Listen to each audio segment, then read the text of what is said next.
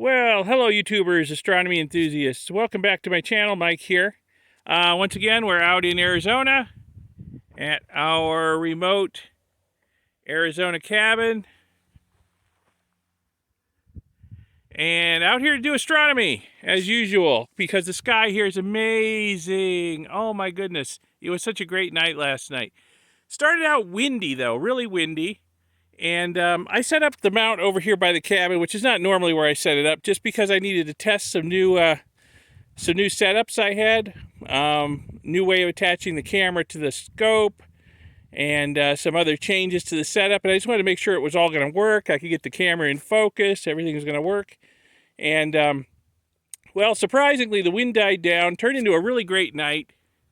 And I had the mount set up over here, where I'm surrounded by trees in the cabin, so I've only got like a little narrow window of sky I can work with. But I only imaged one object last night, M81 and M82, and it turned out really good though. I'll give you a look at that.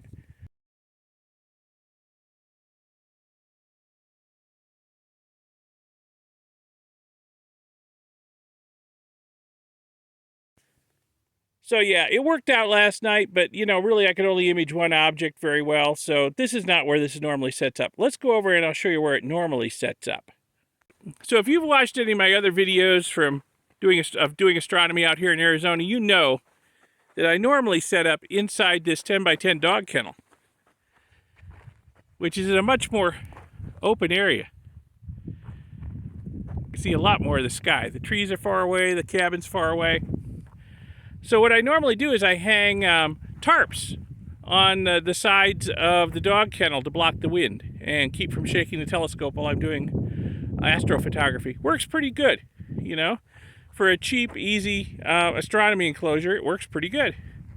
These dog kennels aren't that expensive and they're pretty easy to set up. So what I'm going to do in the future is I'm going to set up the Sirius EQG in here, but I'm not going to set it up on its tripod. I'm going to set it up on this Pier I got from a friend of mine, fellow astronomer. My buddy Mark sold me this a while back. He also sold me the Los Mandy G11 mount that normally sat on top of it, and his C11 telescope. Well, this Pier has just sort of been sitting around. It's way too big and bulky to try and take into the field and use. There's way too many trees at home to use it. So this thing's just been sitting around gathering dust. And I thought, you know what? I'm going to drive it to Arizona this time.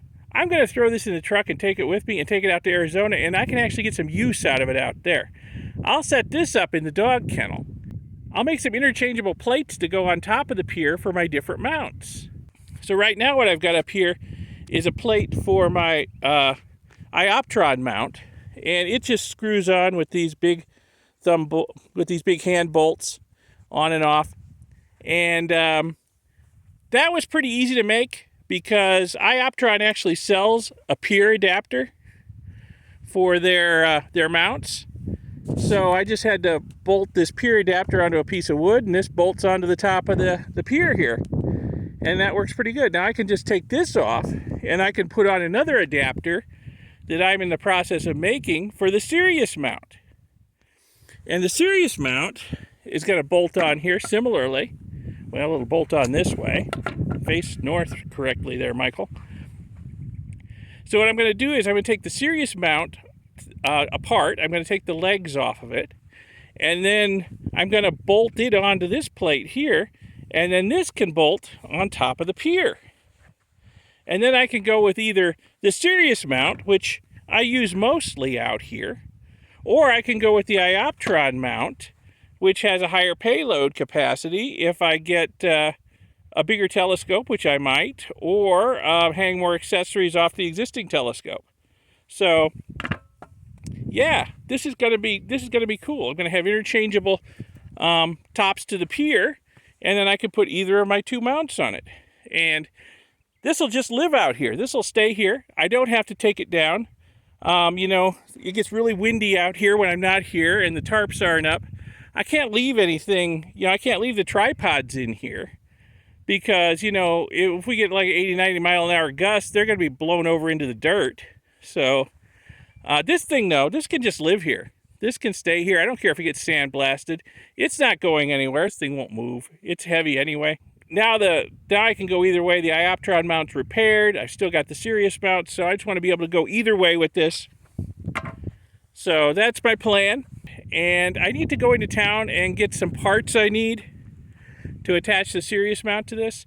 There's a bolt that holds the two halves of the mount together, and it also stiffens the tripod.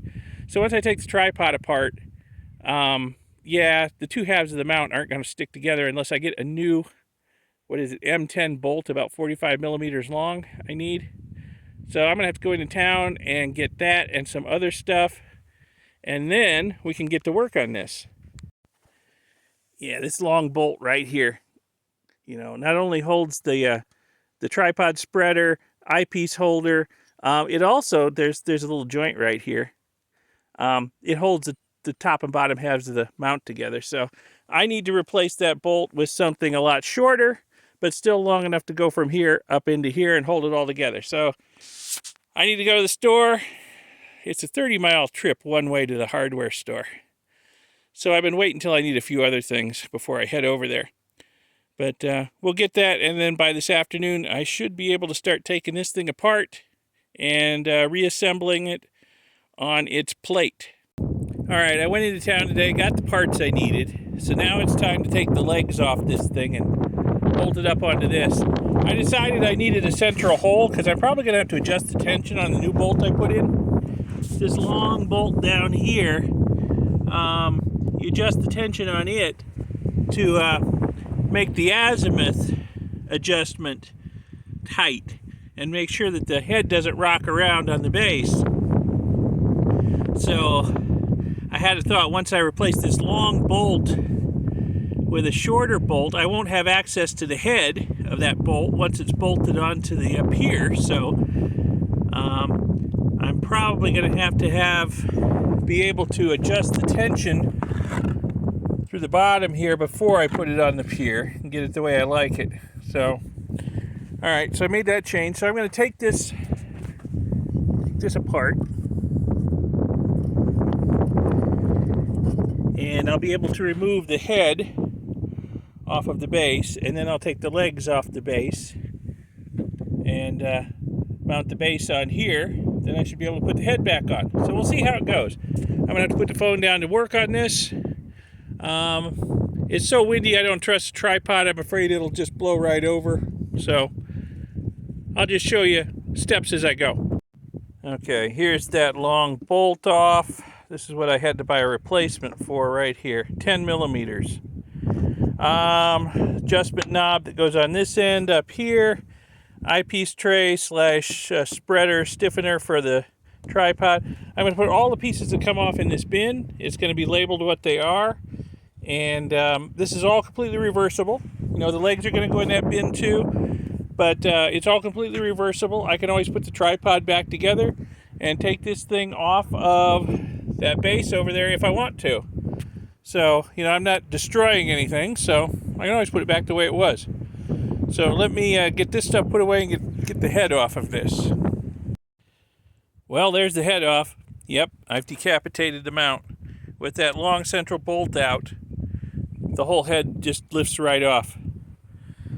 So next I just got to take some lock nuts and bolts and washers holding the legs on. So I just need to pull them out, and the legs should pop right off. Okay, now it's time to take the legs off, and interestingly they are 1/2 inch, whereas the internal parts are metric. The external parts that I guess the external parts in the American market are all imperial, but the internal parts are metric. Interesting. Okay. Well, fortunately, I have both types of tools with me. So let me get these legs off. Okay, there we go. Legs are off. So this is the part that's going to get bolted onto there. And I will put the legs in the bin over there. And we're going to have to reuse this hardware to hold this onto the plate. So let me get the legs put away and we'll start bolting this onto the plate. Let me show you how this is going to work now that we don't have that long central bolt. So this part goes on there. I've got a 10 millimeter by 50 millimeter long bolt here with a washer and a lock washer on it, okay? And I'm going to thread this in here. And what I need to do is I need to adjust the tension on this so that the head's good and solid. Doesn't move around, but it's not so tight that your azimuth adjustment won't work. That looks pretty good. Yeah, it's moving. Okay. So, but I'll be able to adjust the tension on this from underneath the plate there. I'll take the plate off, which is a little annoying, but I can't think of a better way to do it. There'd be no other way to get to this nut. So let me take this back off. I think this is going to work. And we'll mount this part on that plate.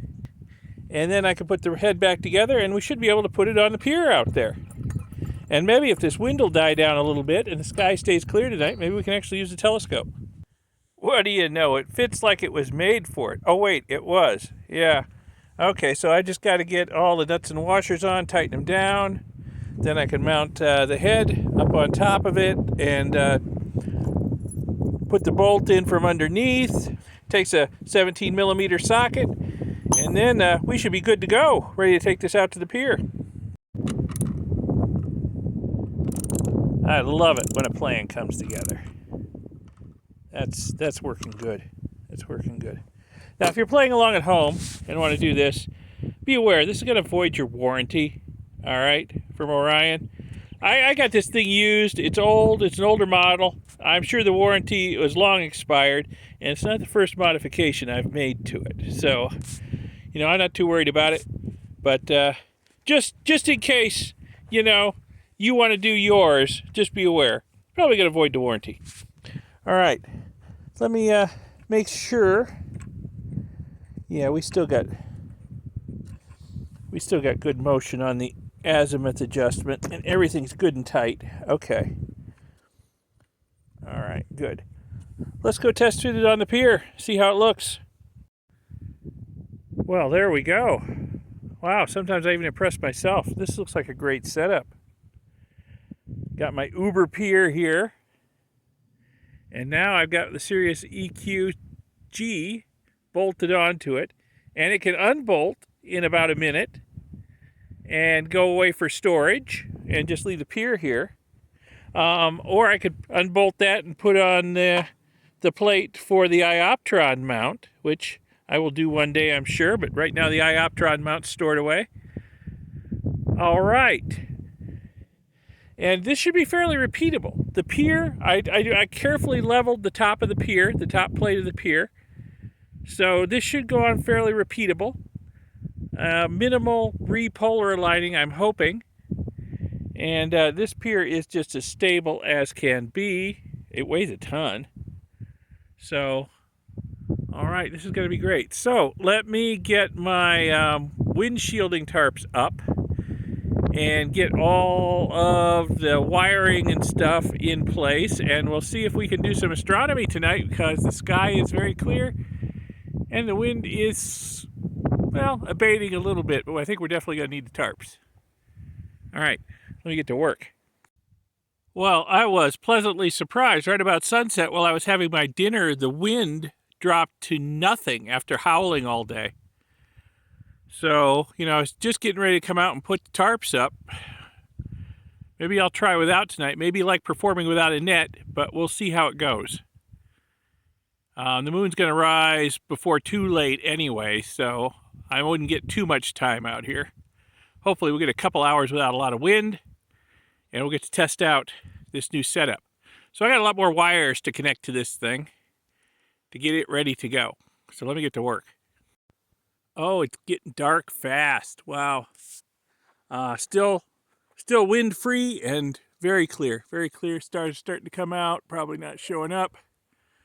But yeah, there's my electrician's nightmare. Pretty much all wired up. I just got to add my laptop computer to it, power it all up, and start aligning everything. And then we should be good to go. Let's see what we can image tonight. Well, the stars are coming out even though they're not showing up on my phone, but there's Venus over there in the west. Oh, it's so clear. It's going to be a nice night, especially with no wind. Well, it got too dark to film. I'm not imaging anything right now, so I can turn my headlamp on and get a quick look at the setup. It is polar aligned. I've done a 2-star alignment. So I think we are ready to try and image something. So let me figure out what I want to image. Let me look at the sky, and we will image something.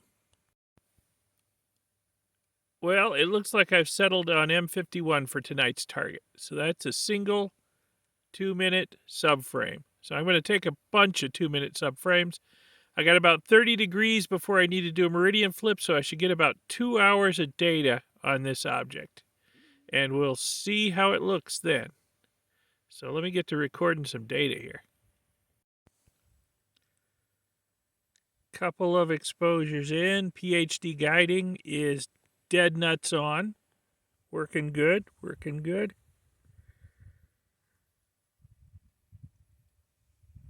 I think we're going to get some good images here. So I'm going to let this run for the next couple hours.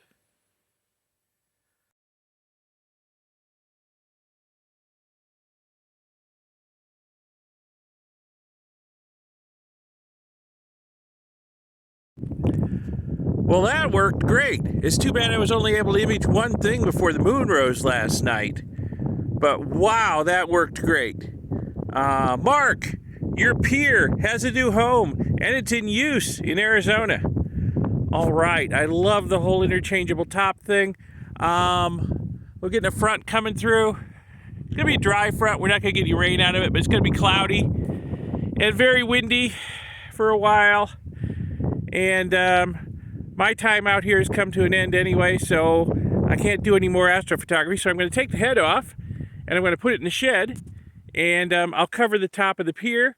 And hey, you know, when I come back, I just got to put the head right back on. And minimal, I'm hoping, minimal polar alignment. And I'll be back in business next time I'm out here. So cool.